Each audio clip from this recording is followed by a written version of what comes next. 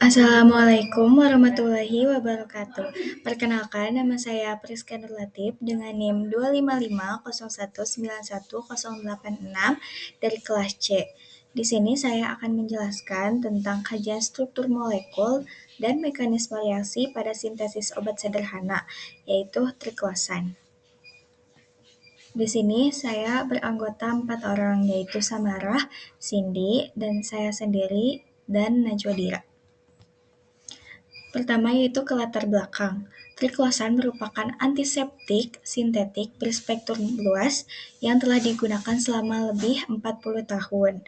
Banyak digunakan pada sabun antiseptik, pasta gigi, obat kumur, deodoran, dan perawatan kulit. Struktur molekul triklosan mengandung beberapa gugus fungsi penting seperti fenol, yaitu OH, terus ether, O, aryl halida, CCl, sistem aromatik atau benzena. Kajian struktur dan mekanisme sintesis ini penting untuk memahami sifat fisikokimia, aktivitas biologis, dan proses pembentukan triklosannya. Selanjutnya di sini ada gambar gugus triklosan dan tata nama IUPAC-nya yaitu 5-kloro 2 dalam kurung 2,4 diklorofenoksi fenol. Rumus molekulnya C12H7Cl3O2. Berat molekulnya atau BM-nya 289,54 gram per mol.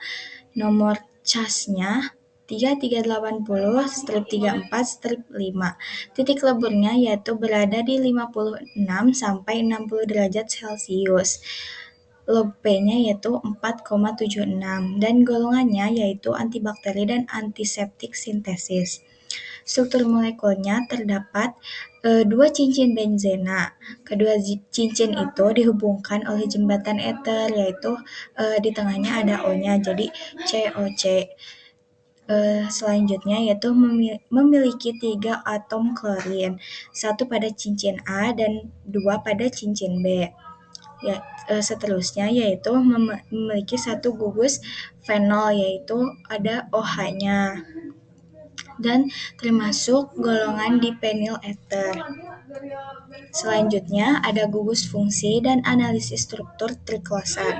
Gugus fungsinya yang pertama tadi ada gugus fenol OH, yaitu bersifat asam lemah di 8,1, mampu membentuk ikatan hidrogen, berperan pada aktivitas antibakteri.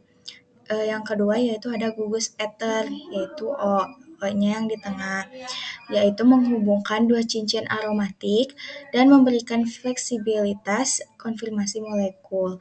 Yang ketiga itu ada gugus aryl halida, yaitu CCl, yang meningkatkan lipofilitas, memperkuat aktivitas antibakteri, dan meningkatkan stabilitas metabolik. Terus yang keempat ada sistem aromatik, yaitu memberikan kestabilan resonansinya dan berperan dalam interaksi dengan enzim yang menjadi target. Selanjutnya ada analisis struktur, yaitu ada hibridisasi, yaitu karbon cincin benzena, yaitu sp2, dan oksigen fenol dan ether sp3. Jenis ikatannya ada sigma, ada pi, dan ikatan hidrogen. Kepolarannya di bagian gugus OH, gugus ether, dan ikatan CCl. Bagian nonpolarnya dua cincin aromatiknya dan bersifat amfifilik namun dominan lipofilik. Selanjutnya, isomer dan stereokimia triklosan. Yang pertama, tidak memiliki atom karbon kiral. Selanjutnya, tidak memiliki isomer optik. Merupakan senyawa akiral, memiliki fleksibilitas konfirmasi pada ikatan ether. Posisi substituen klorin sangat mempengaruhi aktivitas antibakteri. Selanjutnya, hubungan struktur dan sifat triklosannya. Yang pertama itu ada kelarutannya. Kelarutannya itu sangat sukar larut dalam air dan tetapi mudah larut dalam pelarut organik. Selanjutnya ada interaksi molekulnya, yaitu ada ikatan hidrogen. Selanjutnya ada gaya van der Waals, ada interaksi peace-stachking, dan interaksi dipol-dipol. Selanjutnya itu ada stabilitas. Stabilitasnya pada penyimpanan yang normal dan dapat mengalami fotodegradasi, biodegradasi, klorinasi, dan oksidasi pada kondisi yang ekstrim. Selanjutnya ada mekanisme kerja triklosan ini, yaitu yang pertama, dia itu menghambat enzim Fab atau enolyl atau asil karir protein redustase. Selanjutnya, menghambat biosintesis asam lemak bakterinya. Lalu di situ menghentikan pertumbuhan dan perkembangan si bakterinya dan bersifat selektif karena target enzim tidak terdapat pada manusia. Nah, jalur sintesisnya ada 3 tahap. Yang pertama, klorinasi fenol menjadi menghasilkan 2,4 diklorofenol. Tahap yang kedua yaitu reaksi SNAR antara 2,4 diklorofenol dan 2,4 diklorofluorobenzena membentuk prekursor triklosan. Tahap yang ketiga yaitu klorinasi akhir dan pemurnian. Hasil akhirnya yaitu menjadi triklosan itu sendiri. Selanjutnya ada jenis reaksi dalam sintesis. Yang pertama, substitusi elektrofilik aromatik atau SEAR terjadi saat klorinasi cincin aromatik dan gugus OH mengarah substitusi ke posisi orto dan para. Yang kedua yaitu substitusi nukleofilik aromatik atau SNAR, yaitu reaksi utama pembentukan ikatan eter. Yang ketiga yaitu mengalami eliminasi, yaitu mengembalikan aromatisitas cincin setelah terbentuk intermediat. Selanjutnya ada mekanisme kerja SEAR dan SNAR. Yang pertama untuk mekanisme SEAR yaitu terdapat klorinasi. Tahap pertamanya yaitu pembentukan elektrofil Cl+ dari Cl2 dengan katalis Lewis acid. Nah, tahap keduanya ada serangan elektrofil ke cincin aromatik membentuk ion arenium.